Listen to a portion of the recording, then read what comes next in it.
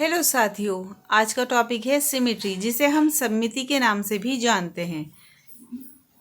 Topic अगर आपको अच्छा लगे तो इस वीडियो को लाइक ज़रूर कीजिएगा और अपने दोस्तों के साथ शेयर ज़रूर करना।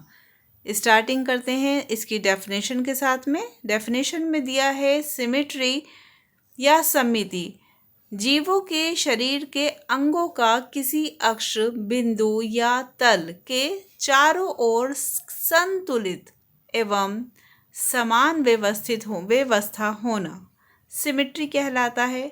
Symmetry is the balanced arrangement of body part in an organism around the centre point, axis और प्लेन।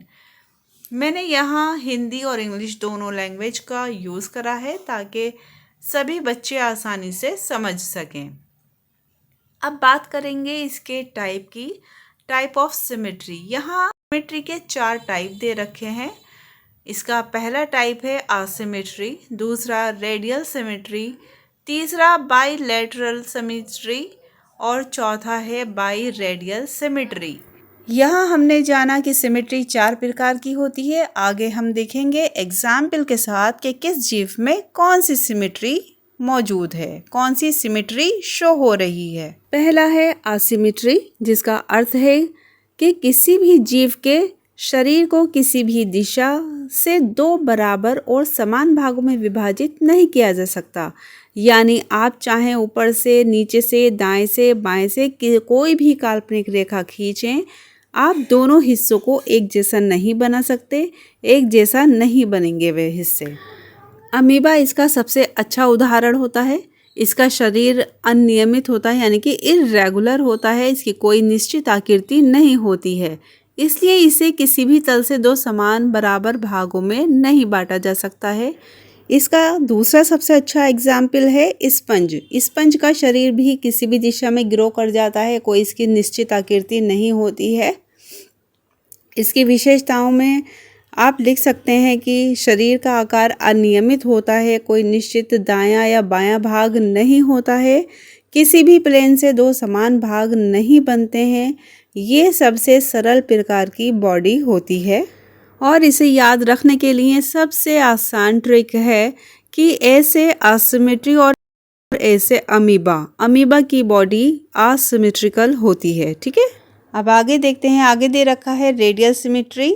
रेडियल वह सिमेट्री होती है जिसमें किसी जीव के शरीर के केंद्र से गुजरने वाली कोई भी काल्पनिक रेखा खींचने पर शरीर 2 समान भागों में विभाजित हो जाता है, यानी शरीर के सभी भाग केंद्र के चारों ओर व्यवस्थित होते हैं। इसके सबसे अच्छे एग्जाम्पल हैं हाइड्रा, जेलीफिश, सी एनीमोन और एडल्ट स्टारफिश।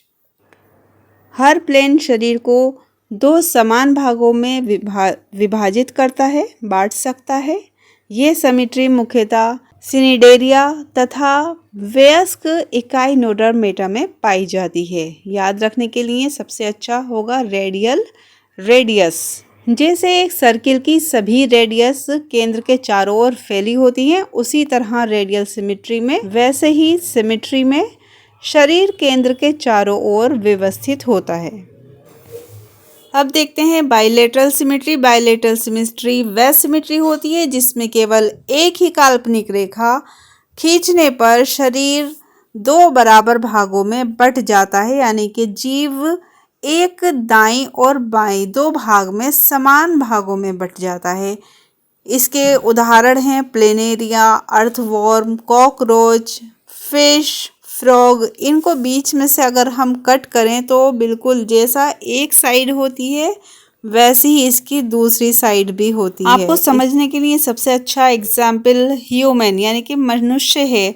जैसे आपका एक दायां हाथ है वैसे ही बायां हाथ है। अगर बीच में से इसकी बॉडी को कट किया जाता है, देखा जाएगा कट करके, तो जैसा एक साइड का हिस्सा होता है वैसा ही दूसरी साइड का हिस्सा आपको देखने को मिलेगा। ठीक है, इसकी विशेषताओं में आप देख सकते हैं कि शरीर को केवल एक प्लेन से 2 समान भागों में बांटा जा सकता है। शरीर में स्पष्ट दायां और बायां भाग दिखाई देगा। अधिकांश उच्च श्रेणी के जीवों में यह सिमेट्री पाई जाती है। इसे याद रखने के लिए हम सबसे आसान भाषा में ये समझ सकते हैं कि बाई का मतलब होता है टू और बाईलैटरल का मतलब हो गया बॉडी के दो बराबर हिस्से। परीक्षा में अगर आपसे पूछा जाता है कि बाईलैटरल सिमेट्री का सबसे अच्छा उदाहरण क्या होगा, तो आपने उत्तर देना है मनुष्य और केचुआ, ह्यूमन एंड अर्थवॉर्म। अगला और लास्ट पॉइंट है हमारा बाईरेडियल सिमेट्री। बाईरेडियल सिमेट्री वह सिमेट्री होती है जिसमें केवल दो ही प्लेन शरीर के केंद्र से गुजरकर उसे दो समान भागों में विभाजित कर सकते हैं। इस सिमेट्री का सबसे अच्छा उदाहरण टिनोफोरक संघ के जीव हैं, जैसे प्लेयूरोब्रांचिया और टिनोप्लाना। इन्हें सामान्य भाषा में कॉम्ब जेली भी कहा जाता है। ये था आज का एक छोटा सा टॉपिक जिसका नाम था सिमेट्री। ऐसे ही वैल्यूएबल टॉपिक्स हम आपके लिए लाते रहेंगे। अगर आपने चैनल सब्सक्राइब नहीं किया है तो चैनल सब्सक्राइब कर बेल आइकन ज़रूर दबाएं। मिलेंगे जल्द ही अगले वीडियो में। तब तक के लिए आप पढ़ते रहिए और आगे बढ़ते रहिए।